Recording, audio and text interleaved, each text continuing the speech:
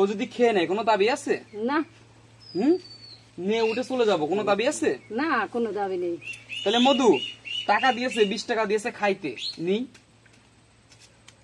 পকেটে রাখি, আর ওই পাশে দোকান আছে খাবানি। গ্রামের সহজ সরল মানুষকে ফাঁদে ফেলতে এক ব্যক্তি বানর নিয়ে এসেছে। সে দাবি করছে এই বানর মানুষের ভাগ্য পরিবর্তন করতে পারে। কেউ চাইলেই বানর তার ভাগ্য বলে দেবে, আবার চাইলেই ভাগ্য ভালো করে দিবে।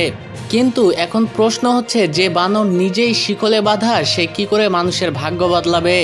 বানর তার নিজের ভাগ্যই জানে না, খায় কি বাঁচে কি তা মানুষই ঠিক করে। এটা যে কত বড় এক ধোঁকা তা সহজেই কিন্তু বোঝা যায়। থাক থাক থাক থাক থাক, খাই খাই খাই, পকেটে রাখি, রেখে দিই পকেটে। কি করবা? ওই সামনে রাখবো? হ্যাঁ, হাত দেখবা কেন? দিয়েই তো দিয়েছে উনি, আছে কোনো দাবি? কোনো দাবি নেই। তা নেই, হবে না, সামনে রাখবো। আচ্ছা ঠিক আছে। কেন, রোগের জন্য দেখাবেন? কি সমস্যার জন্য দেখাবেন? হ্যাঁ। বুঝিনি, কি কি কি কি কি কেন? বলছে ভাই সালাম দিয়ে আপনাকে তুলতে দেবে, আপনি সালাম দেবে, আপনি তুলবেন, সমস্যা নেই, কিন্তু এখন ডিস্টার্ব হবে। বুঝতে পারছেন? আসসালামু আলাইকুম। হ্যাঁ, এখন কি ভিডিও করবে? মানা করছে। কখন করবে? হ্যাঁ, বলছে সালাম দিয়ে আপনাকে ভিডিও করতে দেবে, ভিডিও করেন। এখন কি হচ্ছে? ওর একটু সমস্যা হচ্ছে, বুঝতে পেরেছেন? পরে করেন ভিডিও। তাহলে টাকা নেই, রেখে দেবো। রেখে দেবো। হ্যাঁ, হ্যাঁ, বিশ্বাস হবে? কাকে করবে? আমাকে? আমাকে বিশ্বাস করবে? তোমাকে? তাহলে এই যে কাকা আছে, কাকাকে বিশ্বাস করবে?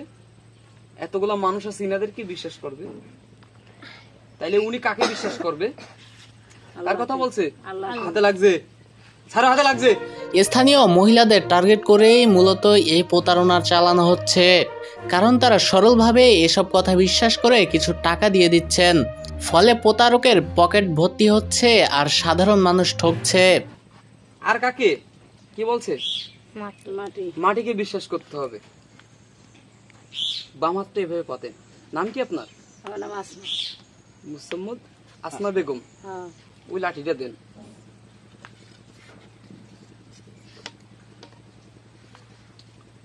দেখবি, দেখে দিবি, ভালো করে দেখে দিবি, মন ঠিক করে দেখবি, ধ্যান জ্ঞান দিয়ে দেখে দিবি। সত্য হলে সত্য বলবি, মিথ্যা হলে মিথ্যা বলবি। ভালো করে দেখ, মন থেকে দেখ, ধ্যান জ্ঞান দিয়ে দেখ, কি সমস্যা আছে দেখ। ইসলামের দৃষ্টিকোণে কি বলা হয়েছে চলুন শুনে আসি। ইসলামে স্পষ্টভাবে বলা হয়েছে ভাগ্য শুধু আল্লাহর হাতেই। আল্লাহ ছাড়া কেউ ভবিষ্যৎ জানেই না বা মানুষের ভাগ্য পরিবর্তন করতেই পারে না। রাসূল সাল্লাল্লাহু আলাইহি ওয়াসাল্লাম বলেছেন, যে ব্যক্তি জ্যোতিষী, ভাগ্যগণক বা এসব কুসংস্কারে বিশ্বাস করবে তার ঈমান নষ্ট হয়ে যাবে। অতএব বানরের ভাগ্য গণনা বিশ্বাস করা মানে শিরক ও কুফরি কাজ করা। উঠাই নিন, হাত উঠাই নিন। ডাক্তারের কাছে গেলে ডাক্তার প্রশ্ন করে না? ডাক্তার কাছে গেছি, ডাক্তারের কাছে যদি যান তাহলে প্রশ্ন করে না যে কেন আসছেন, কিসের জন্য আসছেন? এটা তো প্রশ্ন করে। সবকিছু বলে দেওয়া লাগে। আর এটার কাছে আপনার কিছু বলে দেওয়া লাগে, প্রশ্ন করবে, জিগান যে আমার হাতটা কেন দেখছো, আমার হাতটা কেন দেখছো, কেন দেখছো? খাওয়া দাওয়ার সমস্যা, চলাফেরার সমস্যা, ভিটা বাড়ির দোষ, স্বামীতে মারে কাটে জ্বালা দুঃখ দেয় এই জন্য মধু দেখছো না, অন্য পণ্যের কষ্ট, ব্যবসা বাণিজ্য, চাই চাকরির বিষয় দেখছো। সিএনটি বাংলা মনে করে বানরের নামে প্রতারণা আসলে মানুষের সরলতাকে কাজে লাগিয়ে টাকা হাতিয়ে নেওয়া। এগুলো সম্পূর্ণ ভ্রান্ত বিশ্বাস। যারা এইসব বিশ্বাস করে তাদের ঈমানও নষ্ট হয়ে যেতে পারে। আতিক আহমেদ, সিএনটি বাংলা।